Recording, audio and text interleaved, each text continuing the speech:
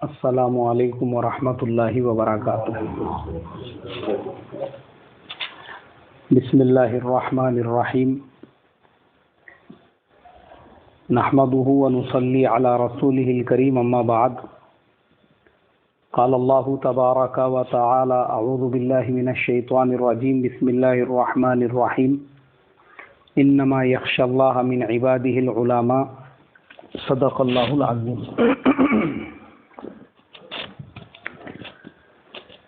بھائی دیکھو، میں ایک طالب علم ہوں، اور آپ کی جو سرزمین ہے یہ حضرت مولانا عمر صاحب پالن پوری رحمۃ اللہ علیہ اور حضرت مفتی سعید احمد صاحب پالن پوری دامت برکاتہم ومد ظلہ العالی کی سرزمین ہے۔ اللہ تبارک و تعالی نے آپ کے علاقے سے یہ لوگ ایسے پیدا کیے ہیں جن سے اللہ نے عالمی لیول کا کام لیا، اور ماشاءاللہ آپ ہماری اس مجلس میں بھی حضرت مولانا عبدالغنی صاحب دامت برکاتہم کے جیسے بزرگ لوگ، اور مولانا عبداللہ صاحب کے جیسے بزرگ لوگ، اور ہمارے حضرت مولانا کے جیسے بزرگ لوگ بیٹھے ہوئے ہیں۔ ان لوگوں کے سامنے میرے جیسے چھوٹے سے طالب علم کا بیان کرنا، نصیحت کرنا یا کسی بات پہ پندو وعظ کرنا، یہ بزرگوں کی بے ادبی ہے۔ لیکن چونکہ ہماری ایک مذاکرے کی مجلس ہے، تو میں یہ سمجھ کے آپ لوگوں کے سامنے چند باتیں ہمارے مکتب کے لائن سے، علماء کے تعلق سے بطور سبق کے عرض کروں گا۔ اس میں کچھ کمی بیشی ہو جائی تو ہمارے حضرت ہمارے اساتذہ کے درجے میں ہے، یہ لوگ میری اصلاح کر سکتے ہیں اس کے بعد میں۔ سب سے پہلی چیز تو یہ ہے کہ ہم کو ہمارا مقام اور مرتبہ پتہ ہونا چاہیے کہ اللہ تبارک و تعالی نے علم دین کے سیکھنے کے لیے اور علم دین کی اشاعت کے لیے ہمارا جو انتخاب کیا، یہ ہمارے اوپر اللہ تبارک و تعالی کا بے انتہا فضل ہوا اور کرم ہوا۔ یہ وہ چیز ہے، دین کے علم کا سیکھنا، یہ ہر ایک کو اللہ نہیں دیتے۔ دنیا کا علم تو کسی کو بھی اللہ دے دیتے ہیں، ہر ایرے غیرے نتو خیرے کو اللہ دنیا کا علم دے دیتے ہیں، اور کوئی بڑی بات نہیں ہے دنیا کا علم سیکھنا۔ جیسے بہت سارے لوگ ایسے ہیں دنیا کے علوم کے جو ماہر اور ایکسپرٹ ہے، اس کے لیے ان کو کوئی محنت نہیں کرنا پڑتی ہے، لیکن یہ دین کا علم ایسا ہے، اگر حافظ قرآن بھی بننا ہے اس کے لیے جو محنت لگتی ہے، اگر دنیاوی لائن سے کوئی آدمی اتنی محنت کرے تو اس کو پی ایچ ڈی کی ڈگری مل جائے اسی محنت میں، اس لیے کہ دنیاوی علوم کے حاصل کرنے میں کوئی بھی صبح 4 بجے نہیں اٹھتا، لیکن یہاں پہ حفظ کے طالب علم کو صبح 4 ساڑھے 4 بجے اٹھ کر 3-4 سال تک، جب تک وہ حافظ نہیں بن جاتا، روزانہ اٹھ کر اس کو اپنا سبق سنانا پڑتا ہے۔ دنیاوی علوم کے اندر کوئی بھی طالب علم 4 گھنٹے کنٹینیو مدرسے میں یا اسکول میں بیٹھ کر تعلیم حاصل نہیں کرتا پوری یکسوئی کے ساتھ۔ جیسے حفظ کرنے والا ایک طالب علم صبح 7 بجے سے لے کے 11 بجے تک کنٹینیو قرآن پاک کی جو ہے تلاوت کرتا رہتا ہے، سبق پارہ سناتا ہے، پھر دوپہر میں دور سناتا ہے، یہ جو پوری محنت ہے 3-4 سال کی، اگر یہ محنت کو دنیاوی علوم پر ڈیوائیڈ کر دیا جائے تو اتنی محنت میں پی ایچ ڈی سے اوپر کی بھی اگر کوئی ڈگری ہوں گی تو وہ بھی اس کے سامنے کوئی حیثیت نہیں رکھتی جو محنت ایک حافظ قرآن کرتا ہے۔ اس لیے کہ اللہ وہ جد و جہد کے بعد، وہ مجاہدے کے بعد اس کو قرآن پاک کی نعمت عطا فرماتے ہیں۔ دنیاوی علوم کسی کو بھی دے دیتے اللہ، ہر چلتے پھرتے کو۔ ہمارے یہاں بہت سے ایسے ہیں جو چائے کی ہوٹل چلاتے تھے، چائے بیچتے بیچتے انہوں نے اوپن یونیورسٹی سے B A, B com, B S C کر لیا، اس کے بعد میں دوسری اور ڈگریاں لے لی، اور آپ کو سن کر حیرت ہوں گی کہ گورنمنٹ کے شعبوں میں آج کلاس 2 کلاس 3 کی پوسٹ پہ بیٹھے ہوئے ہیں چائے بیچنے والے۔ تو بڑی بات نہیں ہے، یہ خدا کے طرف کا نظام ہے یہ، لیکن دین کا علم اللہ بغیر محنت کے نہیں دیتا، بغیر مشقت کے نہیں دیتا، بغیر تڑپ کے اور بغیر انتخاب کے نہیں دیتا۔ اللہ انہی کو دیتا ہے جن کو اللہ اس کے لیے منتخب فرماتا ہے۔ آپ لوگوں کی جو جماعت ہے یہ بہت ہی مبارک جماعت ہے، اور میری یہ سعادت مندی ہے کہ میرے جیسے گنہگار آدمی کو اللہ تبارک و تعالیٰ نے آپ کے جیسے اہل علم کی مجلس میں بیٹھنے کی توفیق عطا فرمائی، اور میں سمجھتا ہوں کہ اللہ کو اگر یہی عمل پسند آ گیا تو وہ میری مغفرت کے لیے کافی ہو جائے گا۔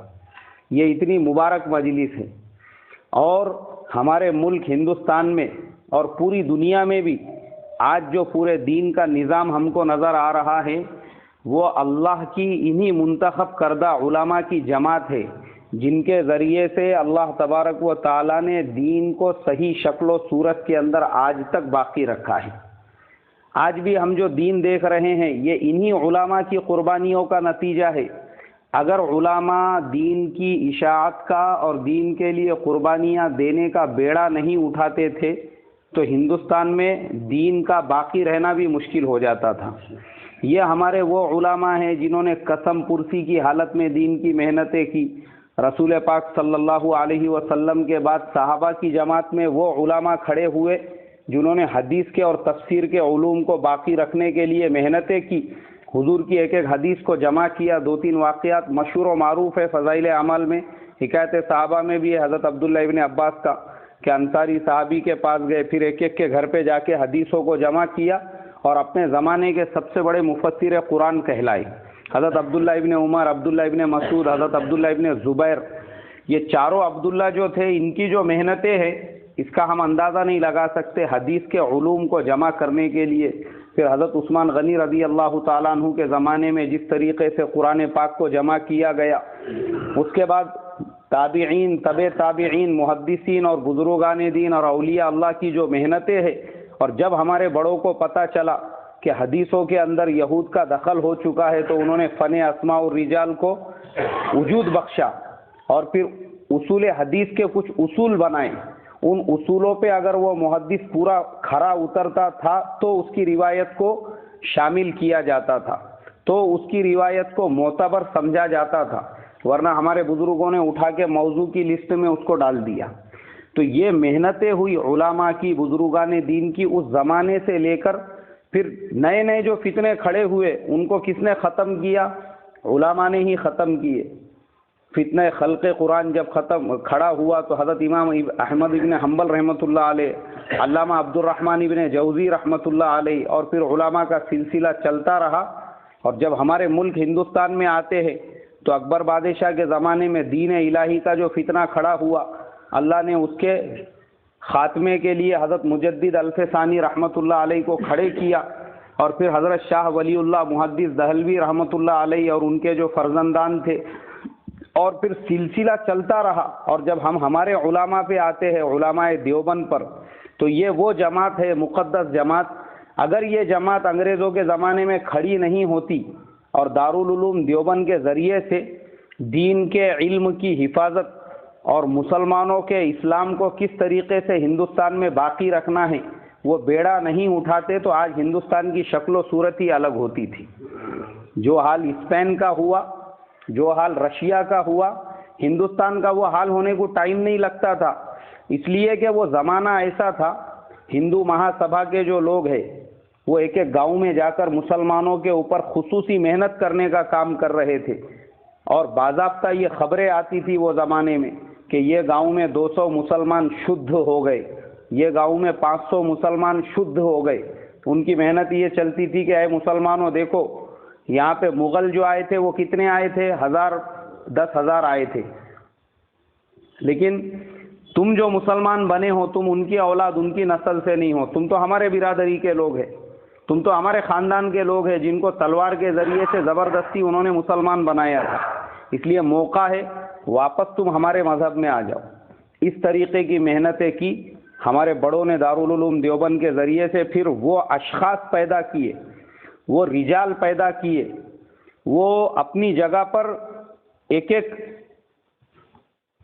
جو ہے شخصیت ساز ایسے لوگ پیدا کیے کہ جنہوں نے اپنی جگہ پر دین کے بڑے بڑے کام کیے، جس میں حضرت مولانا اشرف علی صاحب تھانوی رحمۃ اللہ علیہ ہے۔ اس زمانے میں بدعتوں کے خلاف سب سے بڑا کام جو ہوا حضرت تھانوی رحمۃ اللہ علیہ اور حضرت گنگوہی رحمۃ اللہ علیہ کے ذریعے سے۔ دعوت و تبلیغ کی بنیاد پڑی حضرت مولانا الیاس صاحب رحمۃ اللہ علیہ کے ذریعے سے، جس کی شروعات وہیں سے ہوئی، دارالعلوم دیوبند سے۔ وہی دارالعلوم دیوبند کے ایک عالم دین کھڑے ہوئے، جب ان کے پاس یہ خبریں آتی کہ یہ گاؤں میں ایسا چل رہا، وہ گاؤں میں ایسا چل رہا، تو ایک کڑھن ہوتی ان کو، اور وہ کڑھن کی بنیاد پر پھر انہوں نے یہ کام کا بیڑا اٹھایا، اور جہاں پہ آج نظام الدین ہے وہاں پہلے مدرسے کی بنیاد رکھی۔ وہاں پہ کوئی مرکز وغیرہ نہیں تھا، بلکہ باضابطہ ایک مدرسہ وہاں پہ شروع کیا گیا، اور اس مدرسے کو بنیاد بنا کر طلباء کے ساتھ ساتھ بڑوں پہ محنت کا ایک کام شروع ہوا، اور پھر اللہ تبارک و تعالی نے ان کے اخلاص کی بنیاد پر اس کام کے اندر وہ برکت عطا فرمائی کہ دین کا ایک عمومی ماحول بن گیا۔ اللہ تبارک و تعالی نے ہندوستان کے مسلمانوں کو اسپین اور رشیا بننے سے بچا لیا، ہندوستان کی تاریخ کو اسپین اور رشیا کی تاریخ بننے سے محفوظ کر دیا، اور آج ہندوستان کے اندر دین کی جو شکل و صورت ہے وہ دنیا میں کسی بھی ملک کے اندر باقی نہیں ہے۔ حضرت مولانا علی میاں صاحب رحمۃ اللہ علیہ کی ایک کتاب میں نے پڑھا تھا، حضرت نے اپنے تاثرات اس کے اندر لکھے تھے کہ لکھنؤ کے اندر ایک مرتبہ اجتماع تھا، اور حضرت کے کوئی عرب مہمان آئے ہوئے تھے، تو حضرت نے ان کو بھی اجتماع کے اندر بٹھایا اور کہا کہ آپ بھی کچھ بولو۔ تو وہ جو عرب مہمان تھے، جب وہ مائک کے اوپر آئے اپنے خیالات کا اظہار کرنے کے لیے، تو دہاڑے مار مار کے رونے لگے، اور انہوں نے یہ کہا کہ خدا کی قسم، ہم عربوں کو تو یہودیوں نے اپنا غلام بنا لیا ہے۔ ہم اپنے ملک میں جب تھے تو ہم یہ بھول گئے تھے، یہ ہم نے سوچ لیا تھا کہ اب اسلام صرف کتابوں میں باقی رہا ہے، پریکٹیکل اسلام دنیا میں نہیں ہے، لیکن یہاں آنے کے بعد ہماری غلط فہمی دور ہو گئی۔ ہم نے ہندوستان کے مسلمانوں میں وہ اسلام دیکھا ہے جو صحابہ کی زندگیوں میں تھا، ورنہ ایسے داڑھی والے اور ٹوپی والے اور جبے والے لوگ اور سنتوں کو جان جان کے اس پہ عمل کرنے والے، ہم کو لگا اب یہ سب چیزیں دنیا سے ختم ہو چکی ہے۔ میں اگر ہندوستان نہیں آتا اور اس مجلس میں شرکت نہیں کرتا تو شاید میں زندگی بھر کے لیے یہ سمجھ جاتا تھا کہ اب وہ اسلام کی شکل و صورت رہی نہیں اور باقی بھی نہیں رہ سکیں گی۔ تو اللہ نے ہمارے علماء کے ذریعے سے پوری دنیا کے اندر دوبارہ دین کے عام ہونے کے ان راستوں کو کھولا، اور پھر ہمارے بزرگوں نے ہر لائن سے محنت کی۔ جہاں ایک طرف حضرت مولانا الیاس صاحب رحمۃ اللہ علیہ دعوت کے لائن سے دین کی حفاظت کے کام میں لگے تھے، وہی دوسری طرف حضرت مولانا حسین احمد مدنی اور حضرت مولانا محمود الحسن گنگوہی رحمۃ اللہ علیہ جمعیت علماء کے ذریعے سے سیاسی اعتبار سے اسلام کے دشمنوں سے لڑنے میں لگے ہوئے تھے۔ ہمارے علماء نے ہر کردار نبھایا، جہاں دائی بننے کی ضرورت پڑی تو دائی بھی بنے، اور جہاں پہ سیاسی اعتبار سے جلسے جلوس کرنے کی اور انگریزوں کے خلاف جو ہے روڑوں اور راستوں پہ نکلنے کی ضرورت پڑی، ہمارے بڑوں نے وہ راستہ بھی اختیار کیا اور ریشمی رومال کی تحریک چلائی، اور اللہ نے انہی بڑوں اور بزرگوں کی قربانیوں سے اس ملک کے اندر دین کو سرسبز و شاداب رکھا۔ ایک طرف جو دعوت کے اعتبار سے کام کرنے والے تھے وہ اپنے کام میں لگے ہوئے تھے، دوسری طرف سیاسی اعتبار سے جو لگے ہوئے تھے وہ اپنی جگہ پر تھے، مدرسے کے اعتبار سے جو لگے ہوئے تھے وہ اپنی، ہر لائن سے علماء اس ملک میں پہلے سے دین کی خدمت کرتے آ رہے ہیں، اور انہی علماء کی قربانیوں کا نتیجہ ہے جو آج ہم بستی بستی میں مسجد دیکھ رہے ہیں، بے شمار مدرسے دیکھ رہے ہیں، اور بے شمار ہم کو دین کے دائی نظر آ رہے ہیں۔ یہ ہمارے چہروں پہ ٹوپیاں، ہمارے چہروں پہ داڑیاں، ہمارے سروں پہ ٹوپیاں، یہ ہمارا سنت لباس، یہ سب ہمارے بڑوں اور بزرگوں کی محنتوں کا نتیجہ ہے۔ یہ بات آج کے عرب بولتے ہیں، عرب جن عربوں کو کے ذریعے سے اللہ نے دین کو وجود بخشا تھا، جن کے سرزمینوں سے یہ دین نکلا تھا، آپ داڑھی رکھ کے ان کے ملک میں نہیں جا سکتے، آپ داڑھی رکھ کر ٹوپی پہن کر راستے پہ نہیں چل سکتے۔ وہ ملک جہاں پہ انبیاء علیہم الصلاۃ والسلام سب سے زیادہ آئے، میرا وہاں کا ویزا آ گیا میرے پاسپورٹ کے اوپر، میری ساری پروسیسنگ کمپلیٹ ہو گئی، لیکن میں صرف اس لیے جانے سے رک گیا کہ جو میرے وہاں پہ میزبان تھے انہوں نے یہ کہا کہ ہمارے ملک میں آنے سے پہلے داڑھی کم کرنا پڑے گی۔ اس کی وجہ یہ ہے کہ ہمارے ملک میں داڑھی والا اگر کوئی آتا ہے تو اس کو ارہابی کہتے ہیں۔ ارہابی یعنی باغی کہتے ہیں، اس کو ٹیررسٹ کہتے ہیں. اس لیے بولے داڑھی کم کرنا پڑے گی، ورنہ ایئرپورٹ سے ہم لوگ گھر تک بھی نہیں پہنچ سکیں گے، راستے میں ہی ہم لوگوں کو مخالفین اتار دیں گے. اور جبہ اور کرتا پہن کے نہیں آنا پڑے گا، جبہ اور پیجامہ. ہمارے یہاں یہ کون بول رہا ہے؟ یہ وہ انسان بول رہا ہے جس کے ملک میں 99% رہنے والے لوگ مسلمان ہیں. یہ وہ بول رہا ہے جس سرزمین پہ حضرت نوح علیہ السلام پیدا ہوئے، جس سرزمین پہ حضرت ابراہیم علیہ السلام پیدا ہوئے، جس سرزمین پہ بے شمار انبیاء پیدا ہوئے جن کی قبریں آج بھی اس سرزمین پہ موجود ہیں، جہاں پہ بے شمار صحابہ اکرام کی قبریں ہیں. وہ ملک کا ایک آدمی مجھے بول رہا ہے. جس سرزمین کے اوپر حضرت عبد القادر جیلانی رحمۃ اللہ علیہ آرام فرما رہے ہیں، امام ابو حنیفہ رحمۃ اللہ علیہ آرام فرما رہے ہیں، حضرت امام حسین رضی اللہ تعالیٰ عنہ کو جہاں پر شہید کیا گیا، اس سرزمین کا آدمی مجھے بول رہا ہے. میں کسی آپ کو یہود و نصارہ کے ملک کی بات نہیں کر رہا ہوں کہ مجھے انگلینڈ یا فرانس کے کسی ساتھی نے یا یو ایس اے کے کسی ساتھی نے مجھے کہا، بلکہ یہ ایک اسلامی ملک کی میں آپ کو بات کر رہا ہوں. وہاں کا یہ عالم ہے کہ ان ملکوں کے اندر ہم ایسی داڑھی اور ٹوپی اور سنت لباس کے ساتھ میں زندگی نہیں گزار سکتے، لیکن اللہ کروڑوں رحمتیں نازل کرے ہمارے ملک کے بزرگوں پر. ان کی یہ قربانیوں کا نتیجہ ہے کہ اس ملک میں آج بھی ہم نے صحابہ والے اسلام کو باقی رکھا ہوا ہے. یہ ان کی محنتوں کا نتیجہ ہے اور ان کی قربانیوں کا نتیجہ ہے جو اس ملک میں ہم کو اتنی آزادی ہے کہ ہمارے ملک میں داڑھی ٹوپی والے کو شک کی نگاہ سے دیکھنے کی بجائے اس کو عزت کی نگاہ سے دیکھا جاتا ہے. آج بھی اس کو بھروسے والا سمجھا جاتا ہے، آج بھی اس کے اوپر اعتماد کیا جاتا ہے. ہو سکتا ہے 1-2-5% لوگ ایسے ہوں گے جن کو مسلمانوں کی الرجی ہے، ورنہ اکثریت ملک کی ایسی ہے کہ اس ملک میں آج بھی جو ہے داڑھی اور ٹوپی کی اتنی ہی عزت ہے. تو ان اسلامی ملک سے تو یہ ملک ہمارے لیے اچھا ہے کہ وہاں پر ان لوگوں نے، یہود و نصارہ نے اتنی محنت کی کہ سنتوں سے نفرت ان کے دلوں میں پیدا کر دی. آج سنتوں سے نفرتیں پیدا ہو چکی ہے. داڑھی رکھنا اپنے لیے سب سے بڑی عیب اور نقص کی وہ لوگ بات سمجھتے ہیں، مگر ہمارے علماء پہ اللہ کروڑوں رحمتیں نازل کیے. انہوں نے اتنی محنت اس ملک میں کی کہ آج ہمارے یہاں جگہ جگہ پہ مسجدیں ہیں، ہمارے یہاں پہ جگہ جگہ پہ مدرسے ہیں. وہاں پہ مدرسوں کا بھی کوئی نظام نہیں ہے. وہاں کے لوگ اپنے بچوں کو حافظ قرآن بنانا بھی اپنے لیے عیب کی چیز سمجھتے ہیں. اور ہمارے یہاں پہ یہ حال ہے کہ ہر آدمی یہ سوچتا ہے کہ میرا بیٹا حافظ قرآن بنے یا میرا بیٹا عالم دین بنے. یہ کس کی قربانیوں کا نتیجہ ہے؟ ہمارے بزرگوں کی. لیکن اب ہماری آپ کی ذمہ داری کیا بنتی ہے کہ ہم اپنے بڑوں کے، ہمارے اکابرین کے، ہمارے بزرگوں کے مشن کو آگے بڑھائیں.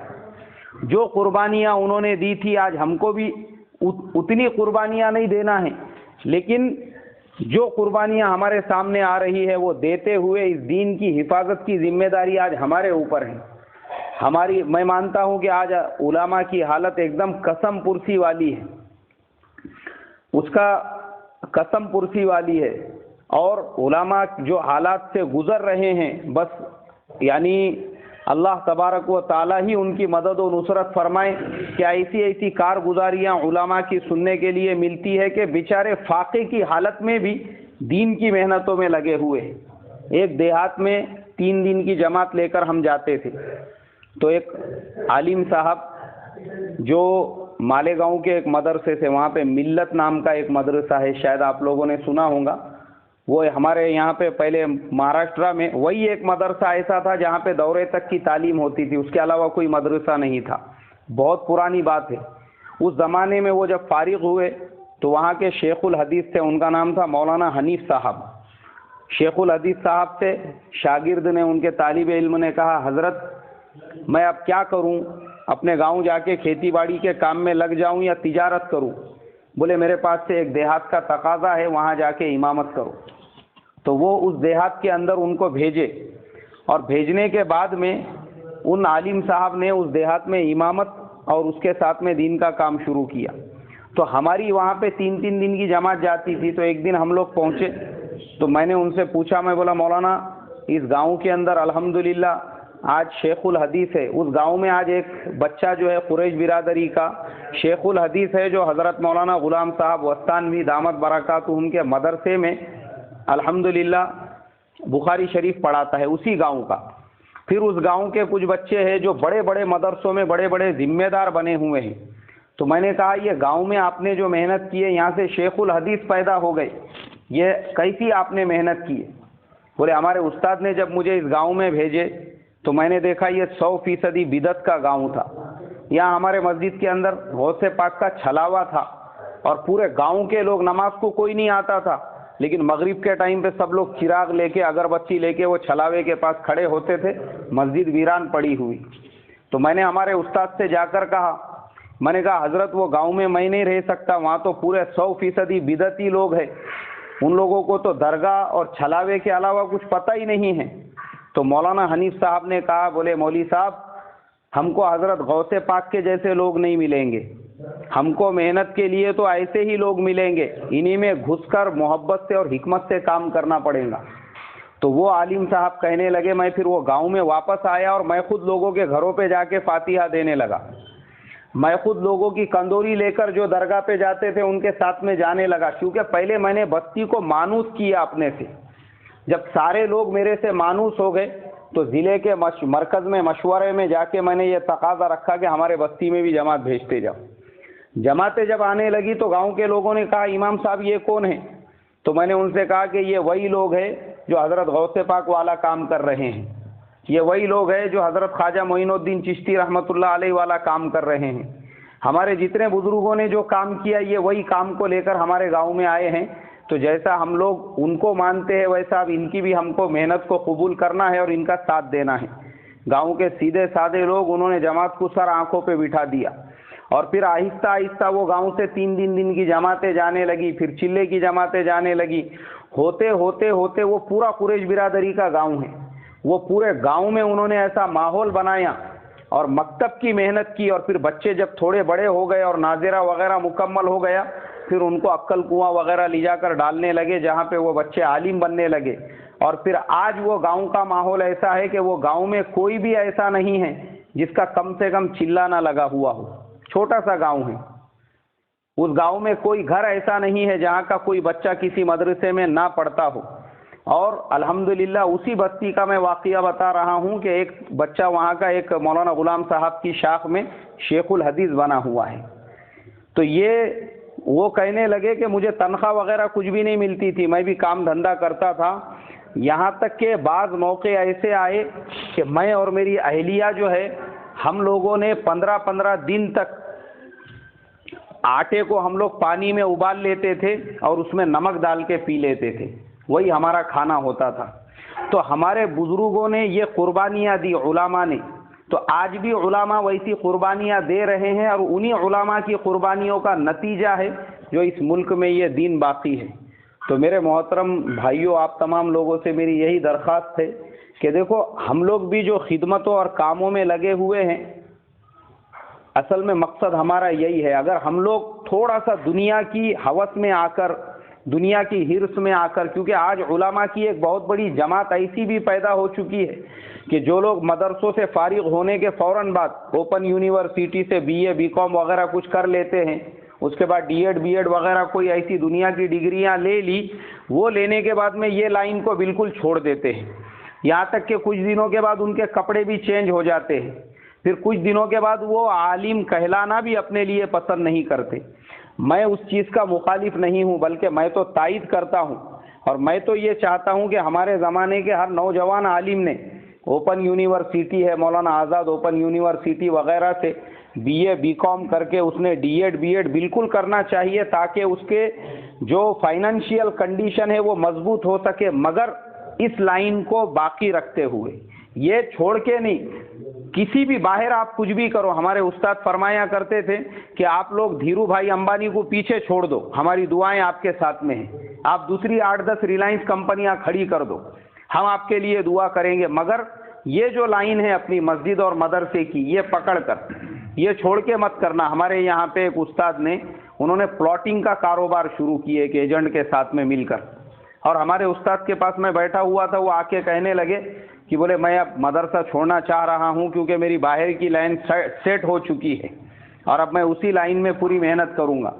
تو ہمارے استاد نے ان کو سمجھایا، بولے وہ کام کرو، ہماری طرف سے منع ہی نہیں ہے، مگر مدرسے میں پڑھاتے ہوئے. نہیں بولے آپ کو جلن ہو رہی میرے سے.